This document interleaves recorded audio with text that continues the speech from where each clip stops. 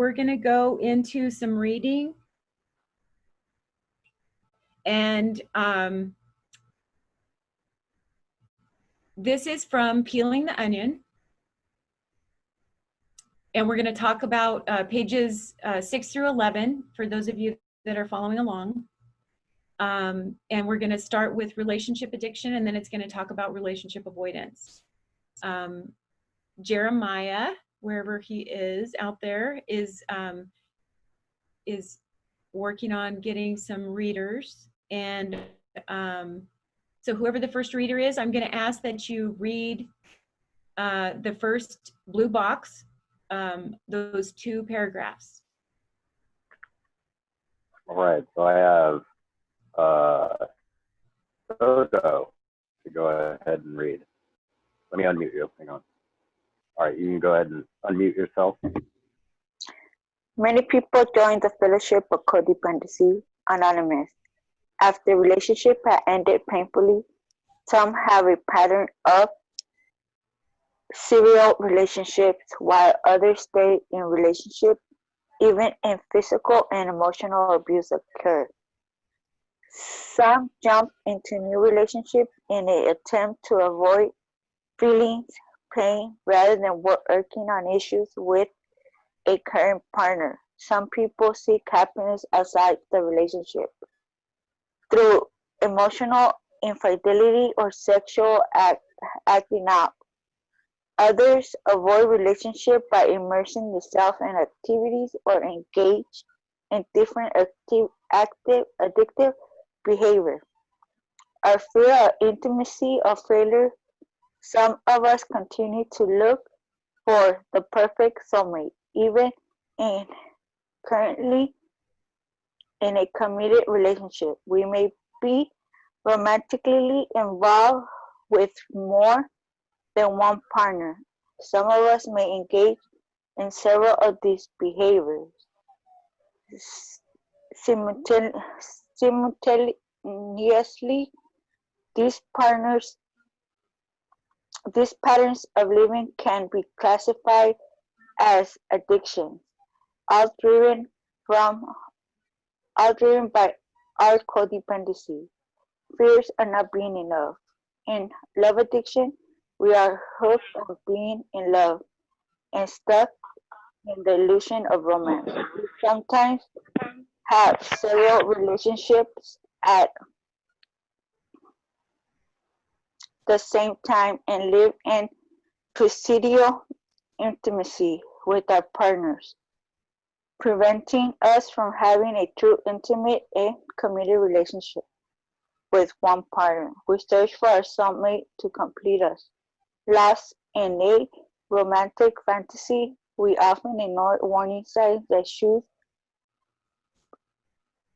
choose partners who are emotionally available. We take our identity from our relationship with Mr. and Mrs. Perfect and believe we look good to the world. We use sex to instantly fall in love. We deceive ourselves into believing we are in love with our sexual partner. Thank you, Soto. Thank you, Soto. You're welcome.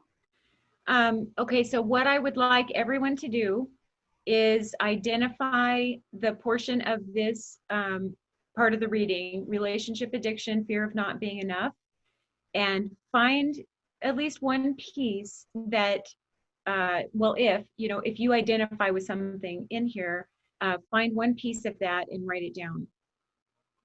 And I'm going to just leave a minute for you guys to do that. So we're going to go through as we go through this reading, we're going to take a minute for you to find a piece of it that you can identify with. And when we do the breakout rooms, then we'll all have a chance to share and go around and talk about what we identified with. So in our first step, what we're looking for is our powerlessness and unmanageability around relationship addiction, love addiction, and avoidance.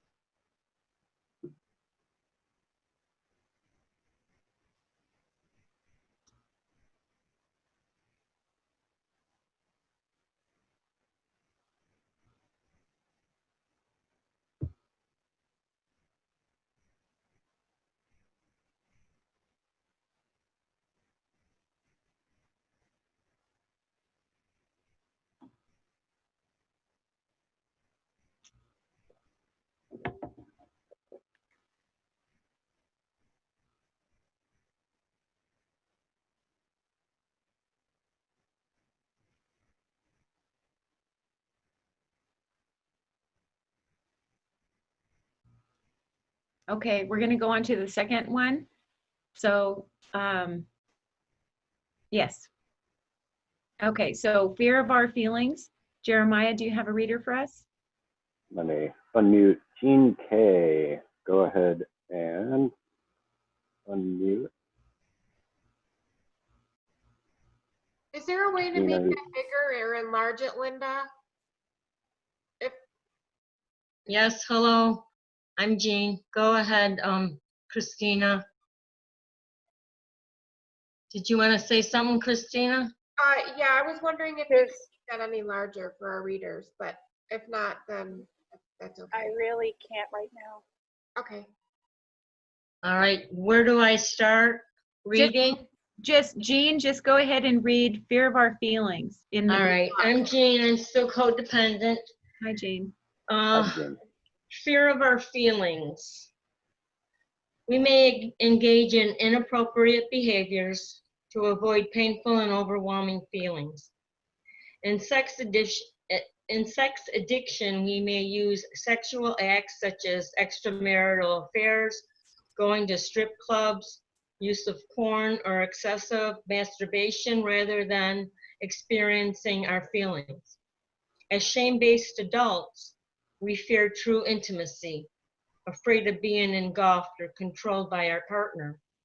Instead, through sexually acting out, we control and manipulate others. We may view others or our partners as sexual objects or conquests and use them to get a sexual fix. The concept of sexuality is a healthy God-given gift and method for expressing intimacy in heartbreakingly absent, the concept of sexuality is a healthy God-given gift and method for expressing intimacy is heartbreakingly absent in our lives. Many of us as children or adults endured inappropriate boundary violations of a sexual nature, often by someone we loved and trusted. Out of fear, we continue to accept and excuse these types of violations. We believe as long as we have a sexual relationship with a partner, we will not be abandoned. Being sexually addictive is a means to get attention, to gain a sense of worth, or to create an illusion of intimacy or power. Accepting or giving physical and emotional abuse provides excitement and feels better than not having a partner. Some of us argue and create drama as a precursor to getting a high from make-up sex. Thank you, Jean. Thanks, Jean. Okay, so we're going to just stay on this page for a minute, and I want to just invite everybody to identify something on this page that you can identify with.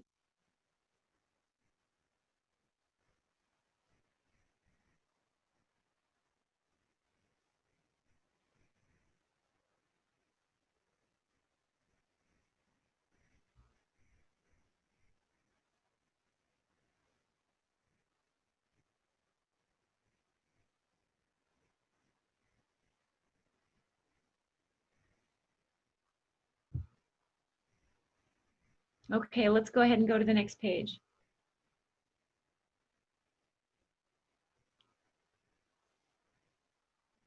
Fear of being alone. Jeremiah, can you get us a reader? Let me get somebody. Ari,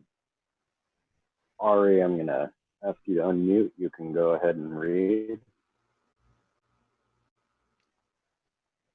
Fear of being alone. Fear of being alone. In relationship addiction, we stay in the relationship no matter how unsatisfying, because we cannot tolerate being alone. We are afraid of change, do not know how to let go, or how to move on with our lives unless we have another relationship lined up. If our partner ends the relationship, we are willing to do anything to get him or her back. We may threaten, beg, or use sex to manipulate. If we cannot change our partner's mind, We get into another relationship as soon as possible. We may, in desperation, even stay in dangerously abusive relationships to avoid being alone. Thank you. Thanks. Okay, I just got a request in the chat to slow down so that people can think about this and contemplate a little bit. We don't really have time in the workshop if we want to get to all the other activities to do this. So, you know, like I said before, we're just kind of poking at it right now and just doing some exploring and observing, but I want to invite everybody to do deeper work around this stuff with your support group and your sponsor. But we are gonna go ahead and take a minute here to look at fear of being alone and identify something in there that you can relate to. And this is being recorded too, so you could go back and listen to the recording and then pause it where you want to.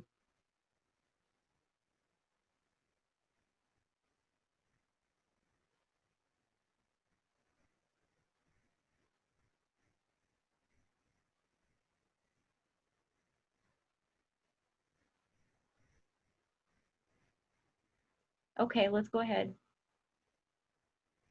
Thank you. Relationship avoidance.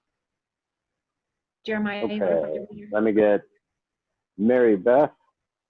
You can unmute yourself and go ahead and start reading, Mary Beth.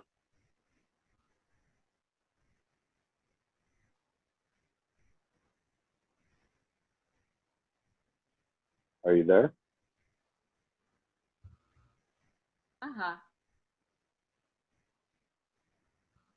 Ah, uh-oh. Can you unmute yourself?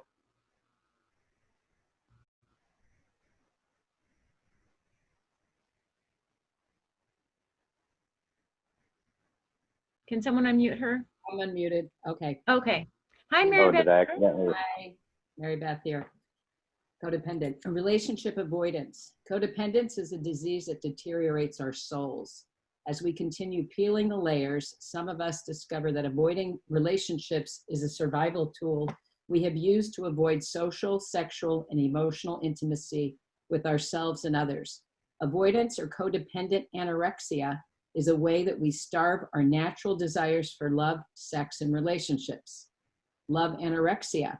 Love anorexia is when we avoid experiencing self-love or receiving the love that God and others offer. As children, some of us were not nurtured or validated. We did not feel loved or cherished. We lacked healthy self-esteem. Some of us experienced enmeshment with caregivers and did not learn how to set boundaries. We did not learn that our wants, needs, and emotions were important.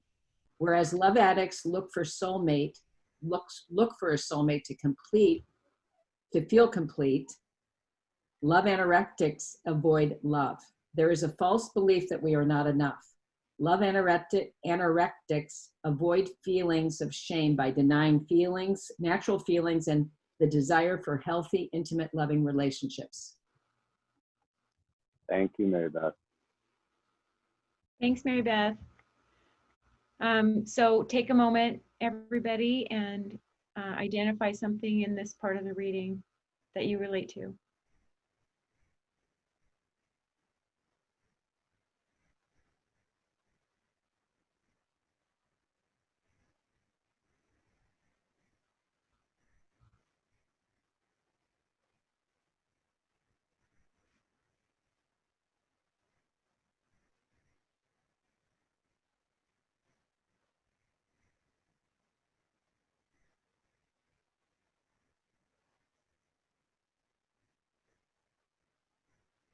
Okay, we're going to go on. Sexual anorexia. Sexual anorexia. I see.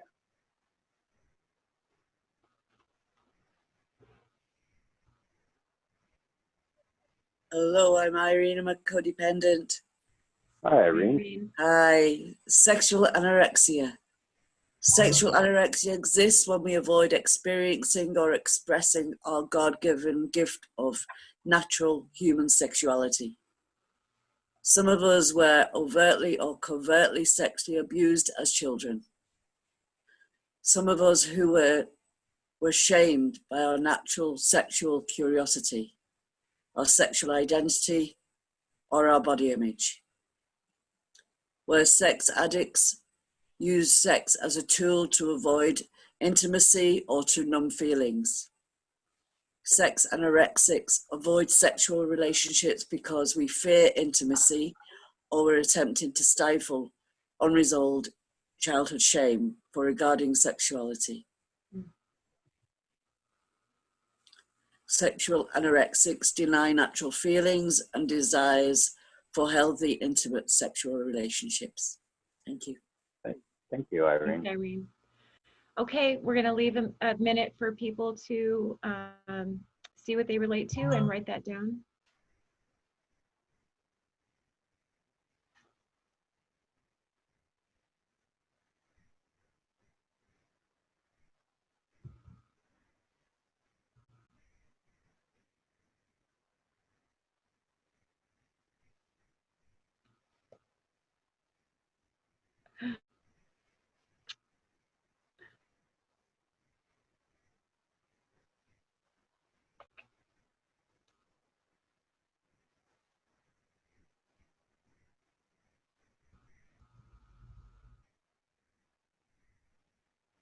Okay, let's go ahead and go on to relationship anorexia.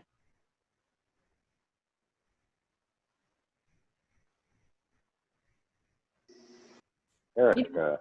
One second, Jeremiah. I just want to say, Oh. I don't think I was really clear on this before, but you know, like pretty much all of these apply to me. It's not like we have to just pick one. You know, I see a lot of this stuff as it's like just because my drug of choice was meth doesn't mean I wouldn't smoke pot or also drink, you know. It's like these are just medicators, and so you may or may not relate to any or all of them in your own codependence. So that, you know, I just wanted to say that. So go ahead, Jeremiah. All right, thank you, Heidi. Erica, you can unmute yourself and read relationship anorexia.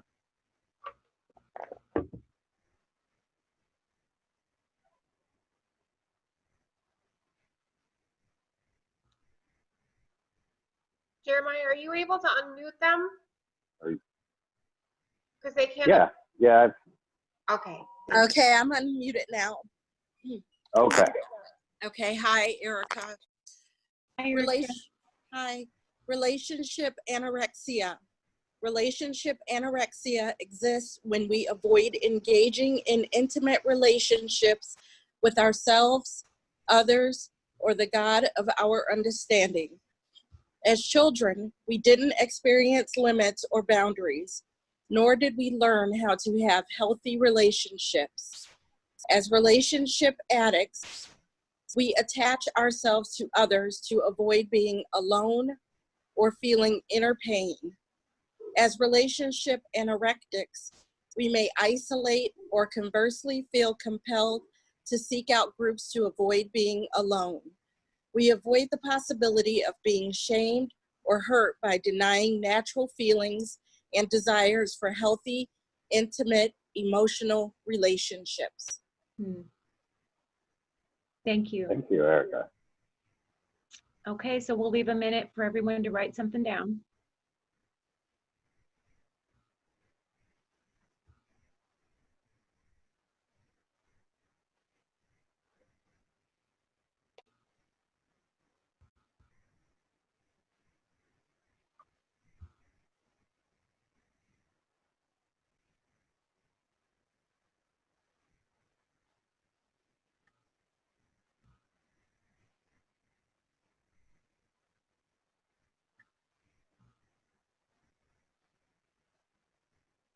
Okay, we're ready to go to the next one.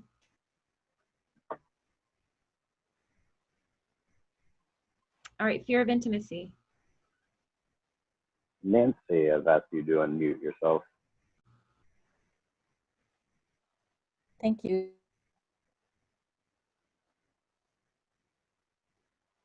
Sorry, I accidentally remuted you. Okay, thank you. Fear of intimacy.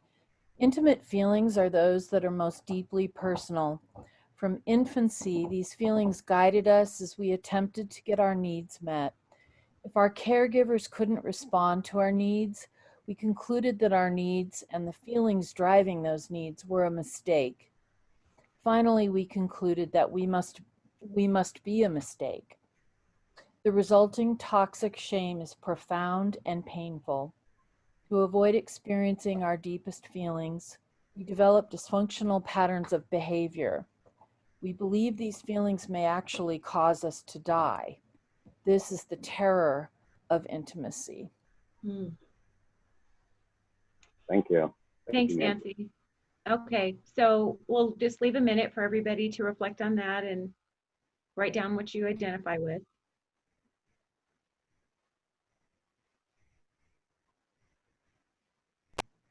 Step 2, and it's being able to identify the insanity in love addiction and love avoidance, where we are creating these fantasy stories and projecting all of this onto people without really paying attention to, without being honest with ourselves about their traits or their humanity, and instead making up the fantasy story that fixes how we feel.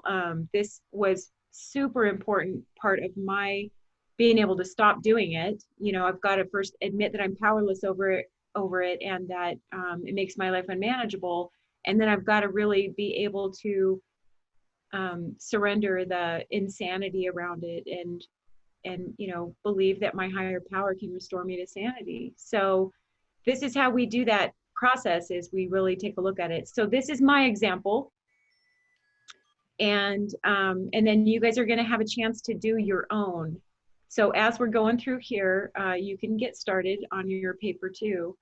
But this is the first phase that this is just my experience around this. So you guys might cycle different. You may have a different template for it. Your fantasy may look very different from mine. But this is my drug of choice right here, my love addiction partner mask. So the fantasy stories in my love addiction story is, you love me, and the feeling that creates for me is just this warmth in my heart. I mean, I feel elated. I am safe. I feel joyful. You make me so happy. That thought creates feelings of being appreciated and valued. So it's the thoughts that I'm making up that are creating the feelings. It may or may not have anything to do with how the other person is behaving or acting or what their intention is.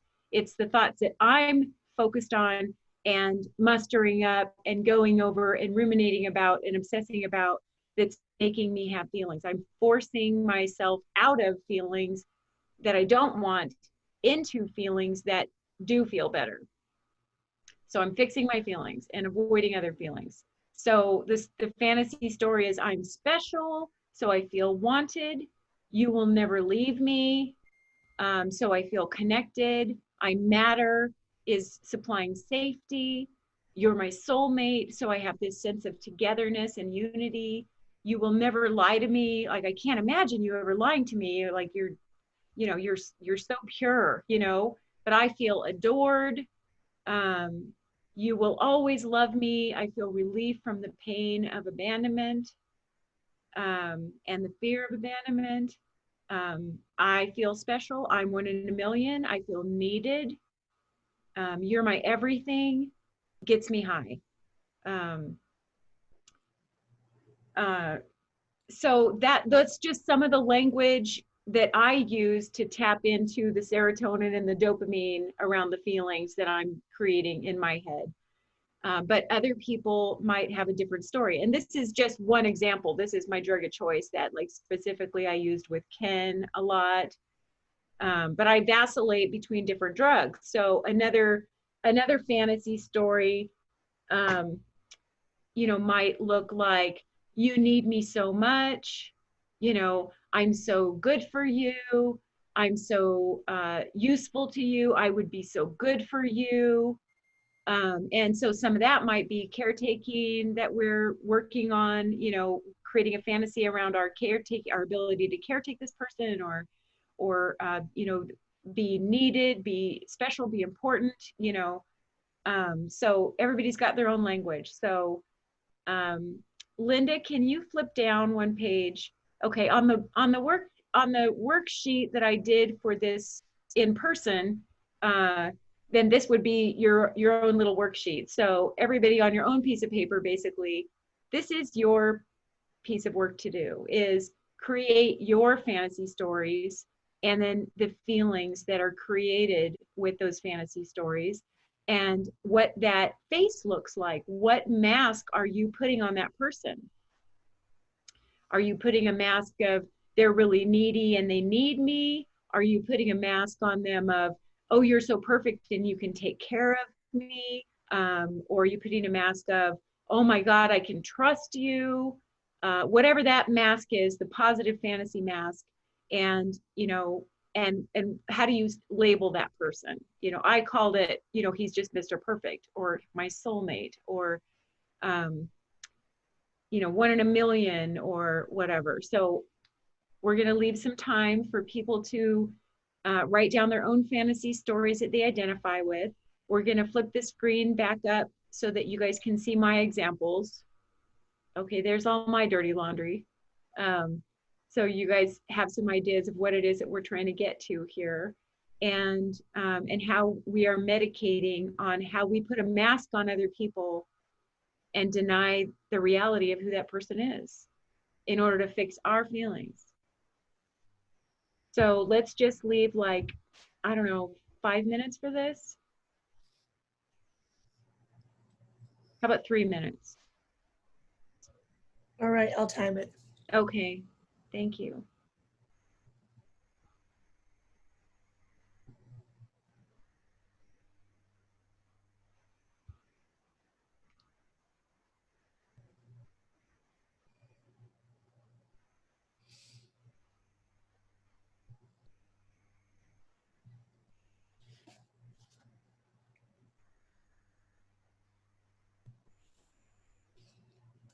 I just want to pop in again and say that this might not be on a partner that you do this with. It may be a friend.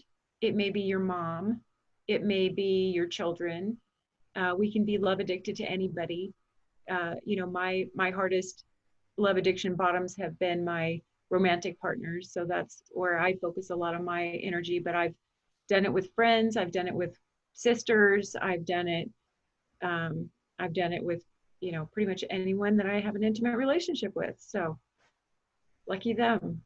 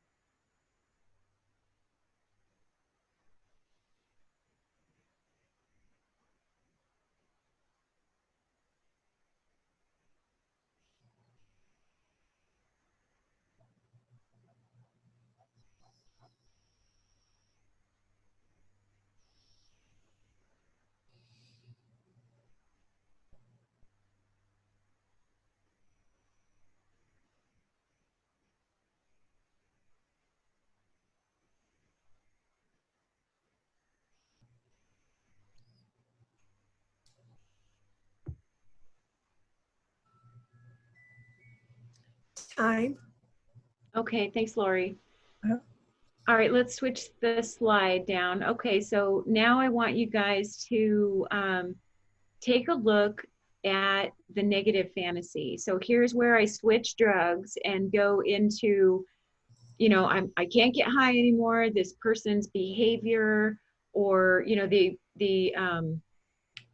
you know, out of reality, the out of reality of my fantasy is shattered. My denial becomes shattered, and the flood of the shame comes back, and this person's no longer perfect. They're no longer fixing me, and I'm outraged. And so now I'm building a case against them, and I do this by making them the villain. So my fantasy stories around my negative partner fantasy is, you don't love me, I can't trust you, you are selfish, I don't even know you, you're a liar, I don't need you, it's all your fault, you're a player, you don't care, you're a bad person, I can't even believe I'm with you. So this person that I totally put up on this pedestal, now I am knocking them off, and stripping them of any humanity. The feelings that I'm creating with all of that, or that are coming up and I'm powerless over around all that, what I'm really trying to create in all that is a big one-up. For me, I'm raging and building a case. But along with that big one-up comes all these feelings of pain and anguish. I'm devalued, I'm ashamed, I'm abandoned, I'm alone, I'm fearful. All this stuff was already there before I ever met this person, right? But it's all coming flooding back in because my fantasy's not working anymore. Suspicion and paranoia, I'm discarded, I'm powerless, I feel desperate, and I'm raging and I'm one up. And I'm trying to fix all these feelings with this villainization of somebody. And it might just be mild snarkiness, or range all the way to some of these really valuing attacks of character, like complete character assassination. So I want you guys to do your own worksheet, and identify the fantasy stories, the thoughts that are the fantasy stories around the negative fantasy, and then the feelings that are coming up around that. And we'll take 3 more minutes. Okay, Lori? Yes, 3 Thank minutes. you. Yeah.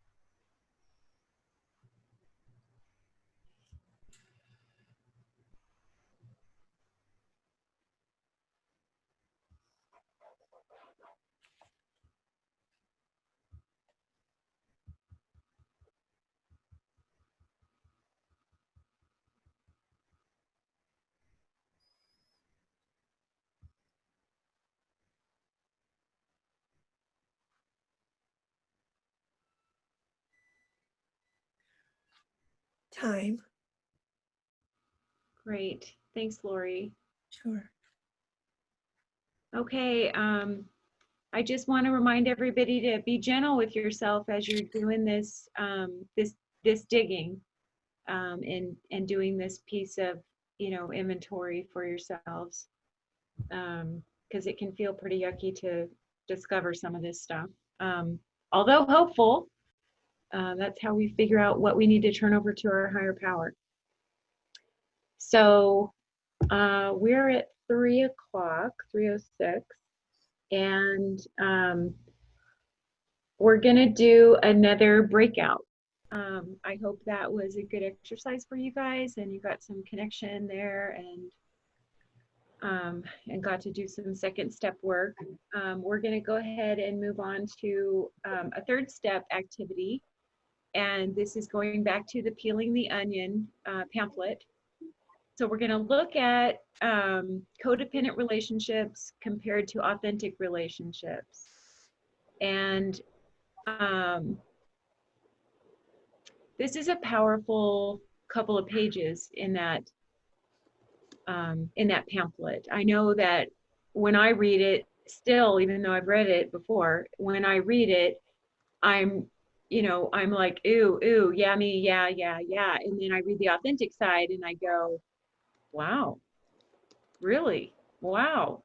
I mean, it's very impactful because, we can learn in recovery what we're doing that doesn't work, but where do we find out what works? What do we aspire to do different, And so this is powerful stuff. So I'm going to go through and read it. What I want everyone to do is identify the ones that apply to you. And I want you to choose one in particular that we're going to do a little bit of work with after we get through reading through them. Okay? So, codependent relationships. Due to my dysfunctional upbringing, I gravitate towards emotionally unavailable, needy partners who will likely be addicted to drugs, alcohol, gambling, sex, etc. But in authentic relationships, I am attracted to your thoughts, ideas, personality, sense of humor, the way you present yourself, and our common interests. So much healthier. In codependent relationships, I accept sex when I really want affection. I'm afraid you won't stay around if I don't give you what you want. In authentic relationships, because I am in recovery, I no longer rush into relationships. I want to develop a friendship first before taking the relationship to the next level. I take care of myself by building trust first. In codependent relationships, I talk with you for hours about our traumatic pasts. We both come from dysfunctional families. I feel as if I have known you all my life. You are my soulmate. Oh my God, that is me. In authentic relationships, I take my time getting to know you. I want to make sure you're emotionally available, capable of loving and respecting me, not just during the honeymoon phase, but consistently over a period of time. Codependent relationships. I want to spend all my free time with you. I blow off friends and family obligations. I feel incomplete without you. In authentic relationships, I value my time with friends and family and continue to pursue my interests and continue to pursue my interests. In addition, I look forward to the time we spend together. In codependent relationships, I put on a facade in order to gain your approval. I believe if you knew the real me, you would reject me. In authentic relationships, I am not afraid to be emotionally intimate with you. I'm willing to show you the real me. In codependent relationships, I quickly become enmeshed in your life. The more indispensable I am to you, the more secure I feel. I believe you won't leave me. In authentic relationships, I remain my own person. By practicing healthy boundaries and expressing my needs directly, I avoid being engulfed by you. In codependent relationships, together you and I make up a whole. When you're not around, I feel as if something is missing. In authentic relationships, we come together as two separate people who encourage each other's personal growth and process. In codependent relationships, I take my identity from you. I am preoccupied with all the details of your life, your friends, your work, how you spend your time away from me. In authentic relationships, I remain self-assured with my own identity. I value my accomplishments, make my own decisions, and approve of my behaviors. In codependent relationships, you become my primary focus. My happiness depends on you. You are my higher power. In authentic relationships, my happiness and joy are a result of the relationship I have with my higher power. Oh, yeah. My happiness and joy are a result of the relationship I have with my higher power. I am able to share my happiness with you. In codependent relationships, I fear being abandoned by you because as a child, someone I loved abandoned me. I'm afraid of being alone. In authentic relationships, I realize I am an adult capable of taking care of my needs. Therefore, I can never really be abandoned. My higher power is always present to love and guide me. In codependent relationships, I am jealous, possessive, and controlling. I listen to your phone conversations, read your email, and go through your pockets. I don't trust you. In authentic relationships, I turn my will and my life over to my higher power. I no longer have to be in charge. I accept that whatever happens in my life is for my ultimate good. I trust my higher power. In codependent relationships, I use whatever means necessary, including manipulating and evading, to get what I want from you. In authentic relationships, I am realistic about our relationship. I realize that a healthy relationship involves give and take, negotiation, and compromise. In codependent relationships, I am addicted to the chaos and drama in our relationship. It reminds me of growing up in my family of origin. When things are going well, I am waiting for the other shoe to drop. In authentic relationships, we share love and happiness. We value and appreciate the peaceful times in our lives. In codependent relationships, I am uncomfortable if you don't approve of what I am doing, wearing, or saying. In authentic relationships, I am okay with myself, character defects and all. I love and accept myself as I am. In codependent relationships, I focus on your negative traits and tell you how you should change.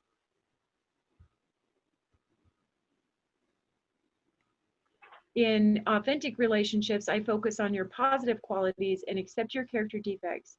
I remember why I fell in love with you. In codependent relationships, if our relationship ended, I would feel depressed, angry, hopeless, and scared. In order to avoid these feelings, I would desperately seek a replacement as soon as possible. I would blame you for the breakup. In authentic relationships, if our relationship ended, I would feel sad. Before getting into another relationship, I would take time to grieve the loss. To avoid making the same mistake again, I would try to figure out what went wrong. My self-worth would remain intact and I would still care about you. So those are some pretty big comparisons there, and I want everyone to take a minute and identify the ones that apply to you, but specifically find one that you relate to.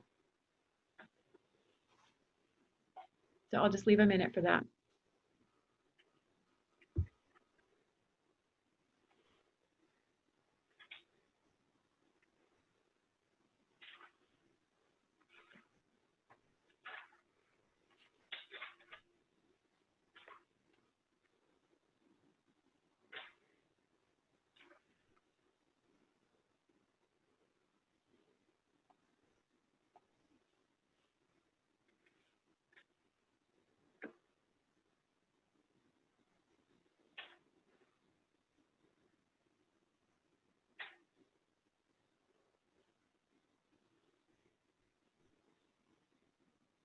Okay. I'm going to share the one that I chose, which is the third one down. I talk with you for hours about our traumatic past. We both come from dysfunctional families. I feel as if I have known you all my life. You are my soulmate. That is definitely my drug of choice on both of these pages. One I have experienced the most insanity and the most pain around. So what I want you guys to do is identify the defects of character that come with that drug of choice for you. When you're acting in those behaviors, what defects of character are you in? And so just to remind you, I'm going to share what mine was. So when I'm in that behavior where I'm talking with someone for hours about our traumatic past and creating this fantasy story, and you know, I'm boundaryless. I have expectations.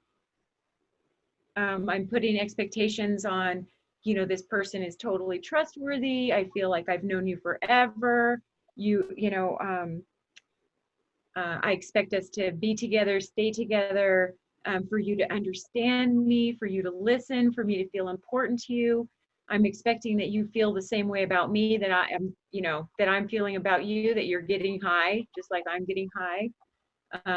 That you can see inside of me, that you can read my mind almost. You know, I'm putting big expectations out there. I'm in fantasy. I'm also in impatience. I don't want to wait for any of that. That's a big buzzkill to have to get to know somebody.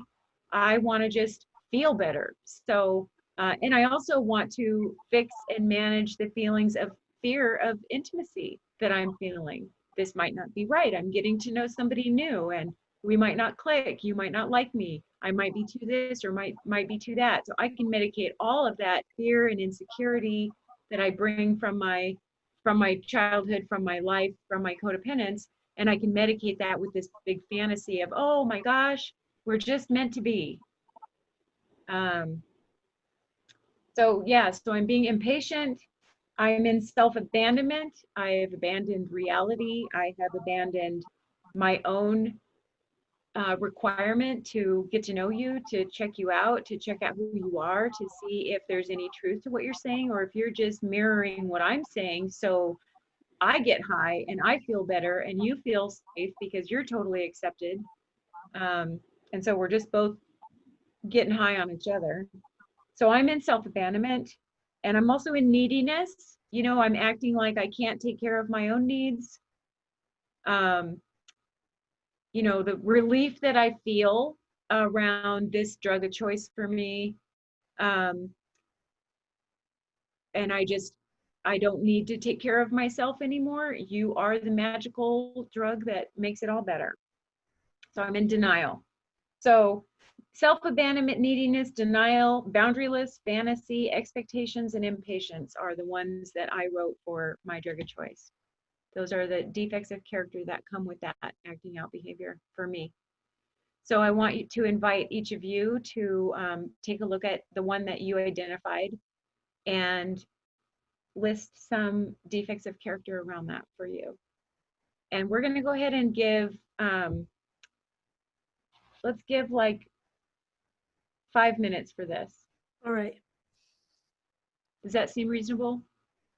5 minutes. Okay.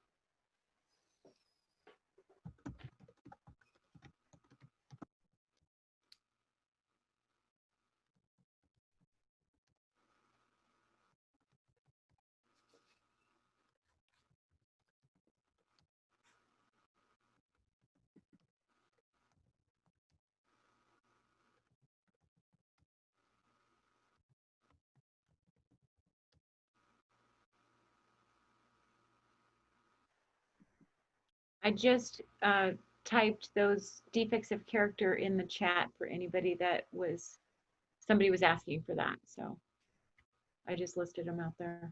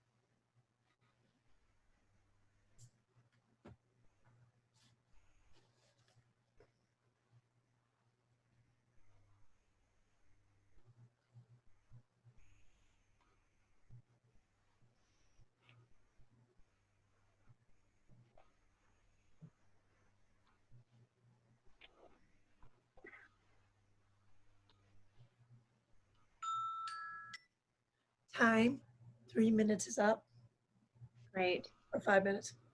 Thanks, Lori. Okay, so so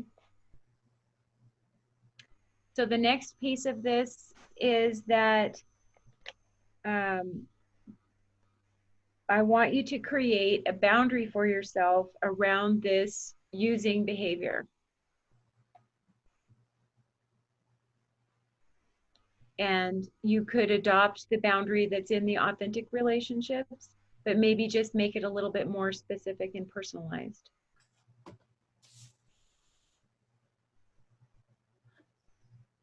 So let's do 3 minutes for that, Lori. Okay. Can you help with that? Thanks. Sure.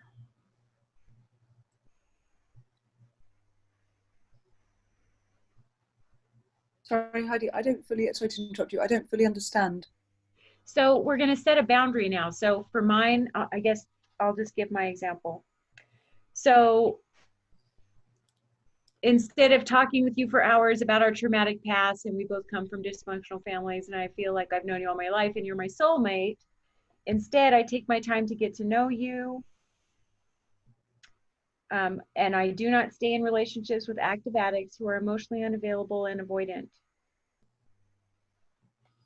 So that's, you know, how I interpret that. What do I need to do to arrest that addiction for me, or that addictive behavior for me?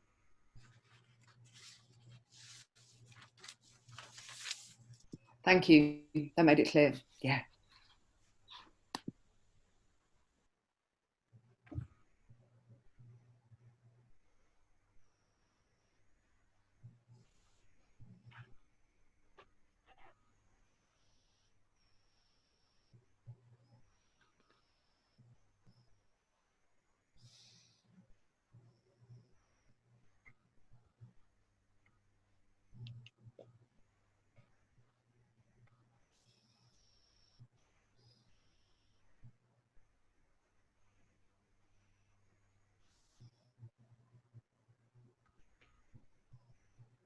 Someone on the chat has asked for me to repeat that, so I'm going to go ahead and do that.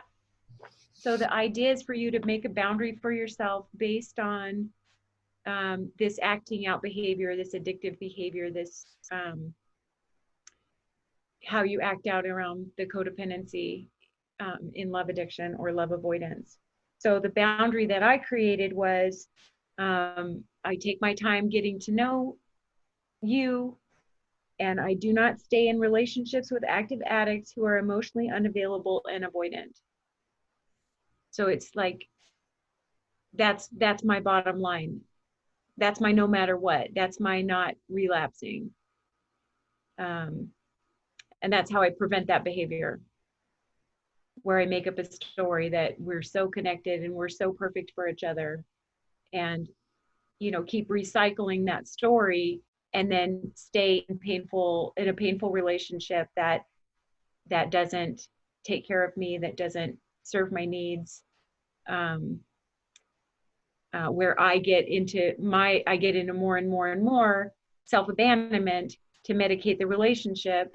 And then of course you're getting triggered too. So it's just, you know, addiction.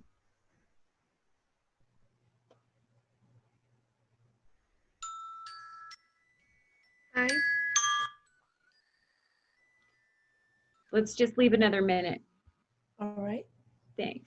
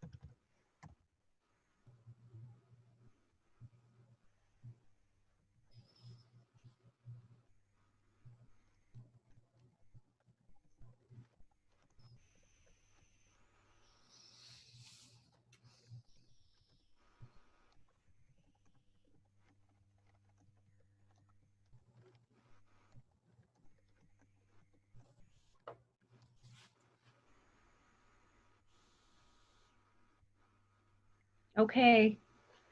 All right, let's all come back. I hope that was helpful to you, but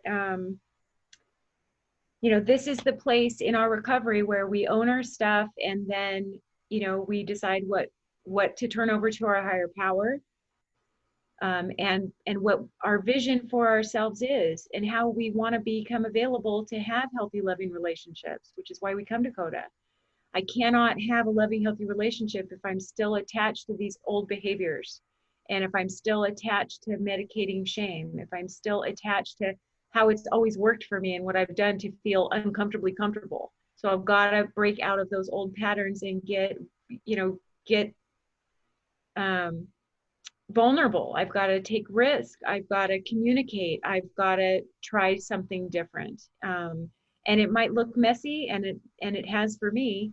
But that's the only way that I can truly change, you know, and hopefully we end up with, you know, some progress, more progress than pain in our journey of trying new things out. And ultimately everybody is just our guinea pig, you know.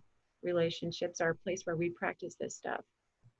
So I just want to say a prayer to all of you, that you're able to, you know, take this stuff in and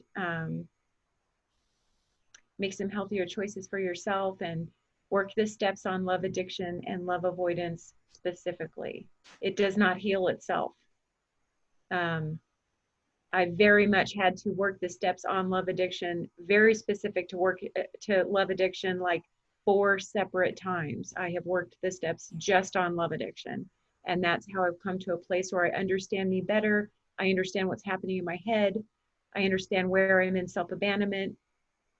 And then when I arrest that stuff, then I can start taking care of that little girl that shows up, and she's just buried under those layers of addiction.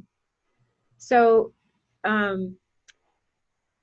so the next thing that I want to talk about, and this is really the final piece of the workshop, is withdrawal.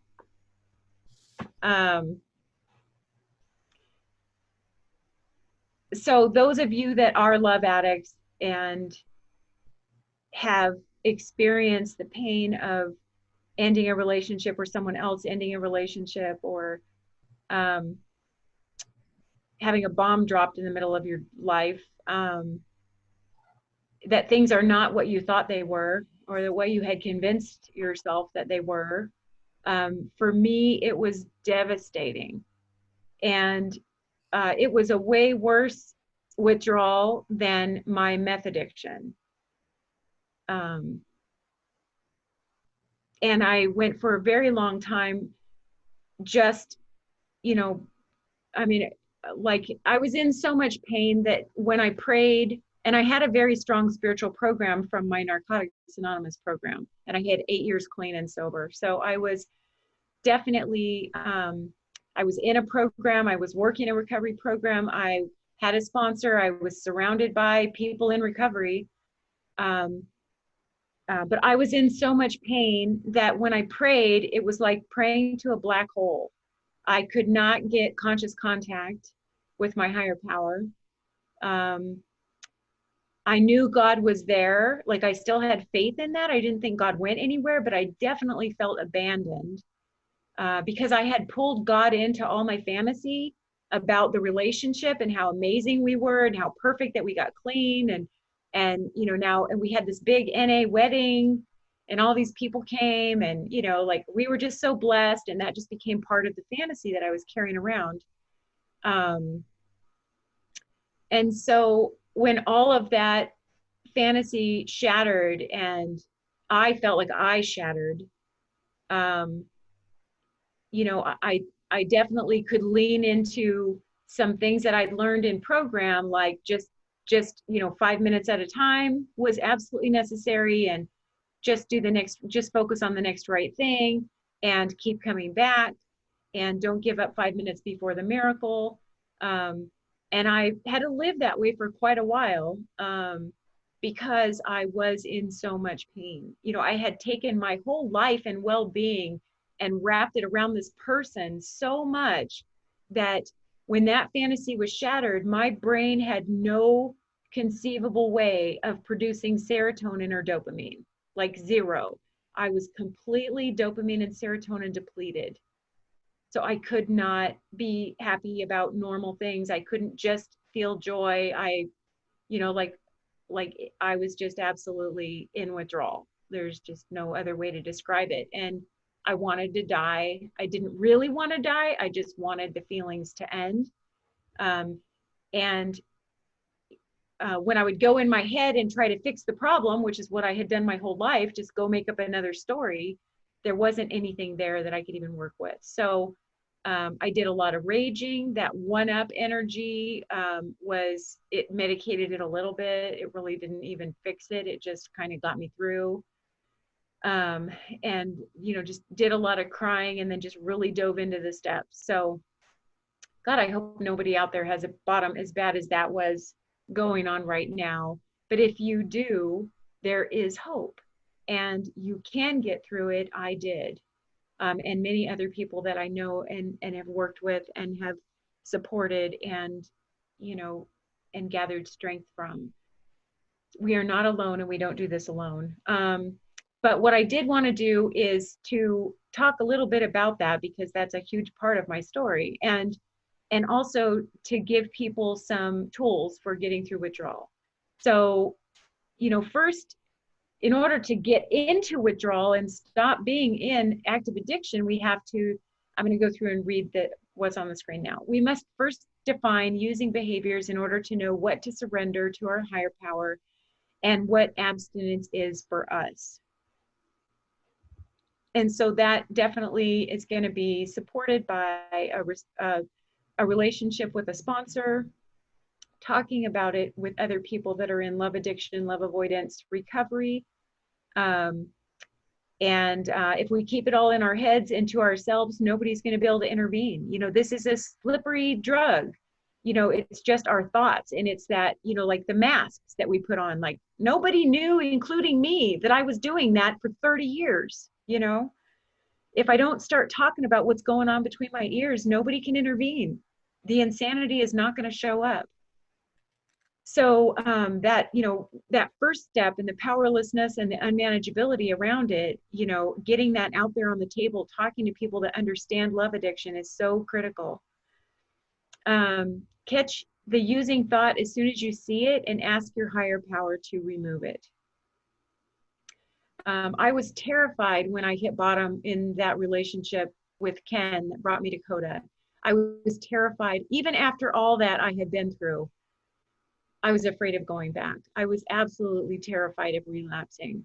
There was still a part of my brain that was it was like a place in my brain I could go that still had the euphoria, the euphoric recall, the whole fantasy, the whole story. And this bottom really just kind of even amped it up even more. Like I knew if I picked that up again and got back into that story and reconnected with him and went back into the relationship, that I probably wouldn't make it out alive. I probably would take myself out if it amped up anymore. I would probably end up killing myself. So it was absolutely critical that I not pick up again.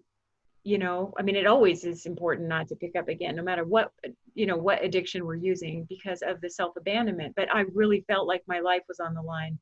Like if I relapsed and got back together with him at this point, and then it fell apart again, and I found out, you know, more crazy stuff, that I probably wouldn't make it out of that. So I had to do everything I could to stay clean. Surrender now wherever you are, and eventually you can intervene before you even start. So there's no time out there when I have to figure this out first and then I'll surrender. I just have to surrender now. I just have to stop. I just have to turn it over. I just have to give it to God. I just have to back up. I just have to have boundaries. I just have to have my feelings. There's no more figure it out and get on top of it, get it under control, and then I can surrender it. That's exactly the opposite of what surrender is. But it's what my brain kept on saying that I needed to do. So just surrender now, wherever you are in the process. It doesn't matter at what stage you're at, or what your love addiction looks like, or what your love avoidance looks like. You just surrender now and say, I just can't keep doing this. Identifying patterns of using, where, who, what, and when, so you know what to surrender and where you're vulnerable. And, you know, every time I come across this, it's like I discovered that my favorite place to use was when I was commuting in my car. When I was driving to work in the morning, or I was driving home, or I was driving to a meeting, or wherever I was driving. That was like my favorite place to use, was in the car. And, you know, I literally would get in the car and amp myself up about, you know, get the fantasy going, get the glow going, make up the stories, reminisce, pull in euphoric recall, and make someone who they weren't, you know, and make us all okay. And then on the way home, same thing, you know, that I could totally make up a story about how tonight me and Ken were going to connect, and we were going to talk, and I would cook dinner, and how our night would go. And I would put all this big fantasy on what the night would look like. And I'd walk in the door, and immediately the fantasy would be shattered, and I'd go straight into villainizing him, and, you know, go in my room and start pouting and build a case, you know. And this was my life on this hamster wheel, you know. So, you know, identifying that when I'm in the car and I'm commuting is a really slippery place for me to be was critical for me to be able to say, okay, I'm going to get in the car. That means I need to reach out to a recovery person. That means I need to not go up in my head. It means that I need to be present. I need to be conscious. I need to be aware of my feelings. I need to, you know, one of the things that I did to intervene on that was to put like a book on CD, you know, in my truck, you know, and I would just listen to a book that would keep my mind occupied so that I didn't take off and start obsessing about things. Friday nights for a lot of addicts is a really dangerous place for love addiction, you know, like imagining or, you know, your experience being that, you know, weekends or times when you get together with people and you go on a date and you get to have sex and you get to play and it's all exciting and whatever. So as that Friday's coming, being aware that you have that urge building or that need building inside you, and planning for something healthy to do during that time when you know that you're in danger. Join an addiction specific 12-step fellowship like SLAA, that's Sex and Love Addicts Anonymous, or SAA, Sex Addicts Anonymous, or COSA, co-sex addiction, codependence, I don't remember what it is, COSA. So I went to a few SLAA meetings and did some time in COSA. Most of my recovery has been in CODA, and just worked the steps in CODA around the love addiction. For me, that's been what's worked, and also a lot of counseling. Grow yourself up. Addiction is always your wounded child without proper parenting. So if you find yourself in those, in addict thinking, if you find yourself in fantasy building, if you find yourself in the desire to use, call on your parent, take care of that little kid. That little kid is having needs. That little kid just wants to feel medicated. You know, for me, it's about like pulling her in and talking to her about her feelings, asking her what's coming up for her, and reassuring her that she's lovable, that we'll find a healthy relationship at some point. Right now is not the time for that. Right now, it's the time to heal. And having boundaries with her, firm and loving boundaries, but allowing her to have her feelings. Pray for the desire to use to be lifted every morning and journal nightly with your inner child or God. And I like to think of that as bookending. And that's just a recovery term that, you know, where we keep ourselves safe, where we, you know, we have a starting point of our vulnerability and an ending point of our vulnerability. And we make sure that we put, that we interject safety, you know, at both ends of that. Well, when you're in withdrawal, pretty much that's the whole day. So I bookend my whole day with, you know, prayer in the morning and journaling nightly with my inner child or my higher power. Confront the addictions, shame-based lies, and do power work. So moving that energy out of that like big tension, that big ball of shame that comes up in our gut, you know, that like fear of abandonment can be absolute trauma and bring up PTSD. It sure does for me, where I am coming out of my skin, my skin will even get super tingly. I start to disassociate in my brain. Actually, I just experienced that earlier this week to a small degree. Any degree is not a very fun degree, but I spent time with one of my sisters up in Flagstaff last weekend, and we ended up sharing about some childhood abuse that I went through, and I talked to her about some memories that I had and got very specific, got into the details about it. And I felt fine while it was happening. It was kind of yucky, but it also felt very healing and very connecting with her. And I felt good about that. That night when I fell asleep in bed, I bawled my eyes out and released a lot of pain and was there for me and loved me through it, you know, where another layer of the onion, you know, needs to be worked through. And I honor that every time it comes up. Not perfectly, but I do that work for me. I matter. And there's, you know, there's no other way. If I just put it off till later, I'm going to just have to deal with it later, plus another layer of shame because I self-abandoned. I understand shame now, so I know how to take care of it better. And then the next day, I started to have some disassociation. And it, you know, it felt like I'm not all there. I'm kind of loopy. I feel sort of numb. I feel kind of not in my body. I used to live that way. I spent years of my life like that. Thank God I've healed it where that's not how I live all the time. So when it does happen to me, I'm like, oh, that's what that is, because now I have a relationship with what that means. And I'm able to do some things to get grounded. I reached out to my support group. I talked to my little girl. I use affirmations like I am safe, I am enough. It's 2020, I'm an adult woman, I can protect myself. And those things have become great tools for me and make a big difference. The other thing that this talked about power work, and that's where we take all that energy and move it out of our system with either growling, or we can do it with big shame statements.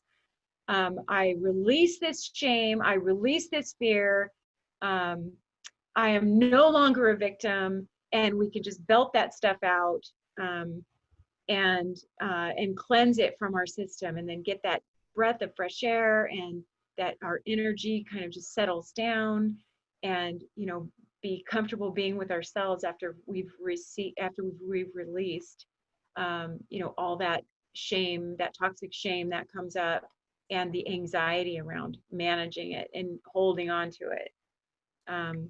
Okay, Linda, I'm ready to go to the next slide. Thank you. So identify your feelings behind the desire, and that means the desire to use, and care for them. So that's where we're being soothing and reassuring, comforting and validating, you know, again, like often my addict is my little kid, my little kid needing something, and that triggers the addict. And so I've got to get past the addict to the little kid and say, what are you feeling? What's coming up? And let them know that it's okay, that they're safe in my care. I'm not going to let anything bad happen to them, that feelings aren't facts, that they're just feelings and they will leave and life will get better and we're going to be okay. And that I'm there for them and they matter to me more than anything. And I've learned that language over time. That didn't all come to me naturally in the beginning. It felt stupid and awkward to talk to my little kids. I felt embarrassed and ashamed of even doing it. Those are things that were taught to me. And so I encourage you to start that language with you if you haven't already, to be able to tune in to what that little girl needs inside, that little boy needs, and offer them that and give them that sincerely from the bottom of your heart and unconditionally. And that is how I have created for myself, what I always deserved to have and should have been taught, which is that I am safe being me. I am safe in me.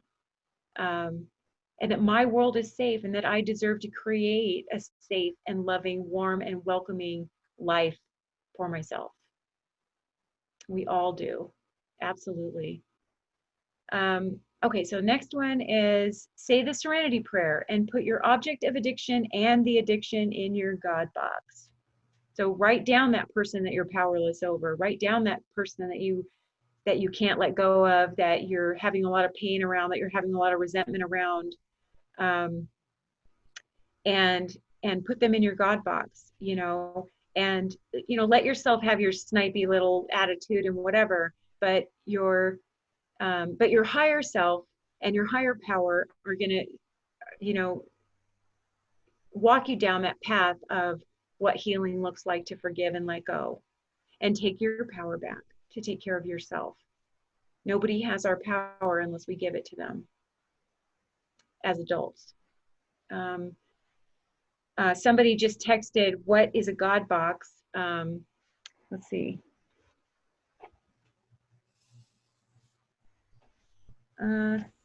Here's one. Actually, I think Mary Beth made me this one.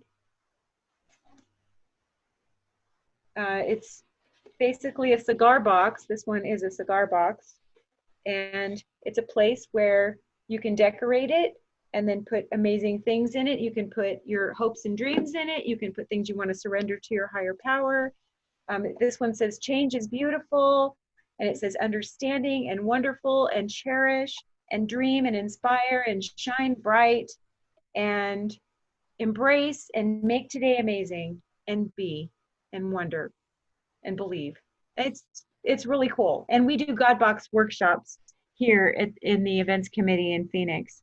So if you get a chance to come to one of those, or you can just go to Michael's and get all your own stuff. It's a sacred place that you can put what's on your heart and give it to your higher power. Surround yourself with reminders, sticky notes, phone banner, affirmations, set an alarm on your phone to pray. That was really powerful for me. My addiction to thinking and rethinking and rehashing. Oh, it's 4:05. I'll wrap up, guys. And, is like, it doesn't need permission. It's just going to jump in there and start making shit up and start talking and start, taking over my life. So I need to be reminded constantly. There's not too much that I can do to intervene on the addiction of obsession. So those are useful. Redirecting, fill your mind with other thoughts to break the addictive thinking. So work is good, talking to friends, do activities with others, watching TV, reading, audio CDs, hobby sports. And even if a choice is not the best self-care, like gaming or addictively doing anything is probably not the best self-care. Going to the gym every day can be self-abandonment as well. But even if it's not the best self-care, you can get better balance later after you've gotten through withdrawal. So do what you got to do to get through withdrawal, short of, you know, relapsing on heroin or something. Love addiction withdrawal is brutal. And if you're in that place of pain, you can make it out, and you're worth it, and keep fighting for you. And really, that's all I have, you guys. I'm done. Thank you. Yay, Heidi, thank you so much. You are amazing. And I would like to thank you from the bottom of my heart. Heidi has been of service to us and in so many beautiful ways. And so I would like everybody to just send her some loving intentions, and you may give her some gratitude in the chat box. We can take 5 minutes if you would like to share your experience or just some gratitude with Heidi. Let's take 5 minutes to do that. Raise your little blue hand and I will call on you. And you can stop sharing the screen now if you want. There you are. Hi. Okay. Let's see here. Okay. Rachel, you have like a minute or two. Hey, I'm Rachel, codependent in Tucson. Thank you so much. This is like the first time I'm really like dipping into CODA. I have some time in AA and I've been working SLAA, and I just related to your story and the solutions, and your recovery is amazing. So thanks for having me, and I'll definitely be coming back to CODA. Thanks, Rachel. Glad you found us. Thank you. Bye. Yes, Tucson, we have great events out there too. Heidi goes out there, and we have a great community out there. Yes. All right, Chris. Show Heidi some love. Let's see. Hi, Heidi. I'm Chris in Tucson, and I just want to thank you so much for doing this workshop. I've been going to a number of the series, and I appreciate a new understanding of peeling the onion. I'd read it before, but I didn't really understand it like I can do now. And that's about all. I just wanted to say thank you. Thanks, Chris. Welcome. You're in Tucson? Yes. Okay. Good group of people down there. Yeah. I'm from New York originally. Okay, gotcha. Yeah. Oh, me too. Oh, great. New York in the house. Woohoo! I know Jean's from New York also. Yeah. Let's see. Hey, Christina, can I want to go ahead and give people my number again if they didn't get it from the chat earlier. So I'm going to put it in the chat, and I'll say it out loud too. Okay, and then also add your email address if you're comfortable with that. And we are going to have this workshop on a PDF. So all of this is going to be available, so don't worry, everybody. We will have that at azcoda.org when I think Linda's going to upload that. Rachel. Let me just say I'm going to say my phone number in case people are just on their phone and just doing the audio and they can't see the chat room. So it's 602-460-8284. Thanks, Heidi. All right. Chris. Hi. Oh, I just went. Chris already shared, Christina. Oh, did he? Oh, yeah. Shoot. Yeah. All right. Hi again, Chris. Hi, Chris. Bye, Chris. Okay, Julia. Hi, I'm Julia, codependent. Hi, Julia. Hi. Thank you so much. I just want to confirm the first part of your email is LOVISAL? Yes. Okay. I just was like, was there supposed to be another L? Thank you so much. Weird. Amazing workshop. And I had a question. I really identified with some things you were saying about getting in the car and then, you know, having these fantasies about, so I often, what I'm often dealing with is like kind of the opposite thing. Like I am maybe going to or leaving whatever thing, and I'm in a really just like this terrible compulsive shame spiral, thinking that everybody thinks terrible things about me. And so I'm just wondering whether you see that as like a flip side of the same coin, or I'm not. Definitely. Yeah. Yeah, definitely.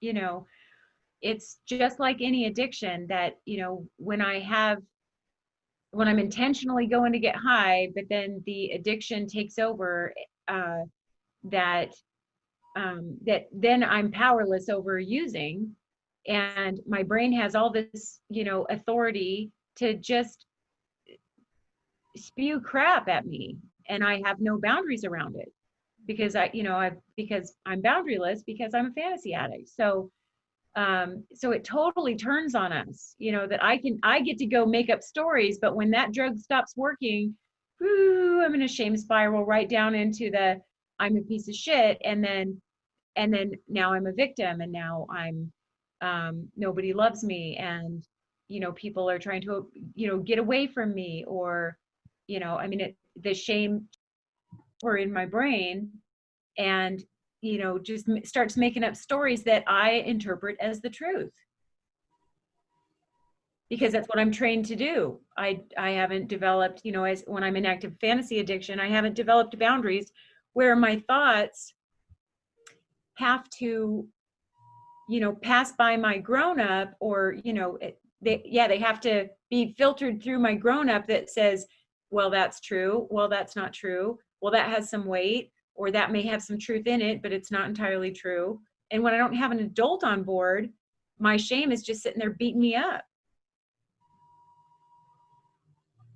And then it's just that pain is going to lead me to going to get high again. So then I'm going to call out the the positive fantasy about stuff. You know, here's the plan, here's what I'll go do, here's how I'll make it all better, you know, and then putting people on pedestals again, and you know, making up a big story about how I'm going to be the center of attention, or you know, whatever the fantasy story is. And then when the drug stops working, and I start going into a shame spiral, that shame is going to take that same fantasy addiction and turn it against me. Does that make any sense? Yes, so much. Thank you. Amazing. Yeah. I really, really appreciate you sharing. Yeah, you're welcome. Take care of you. Thanks.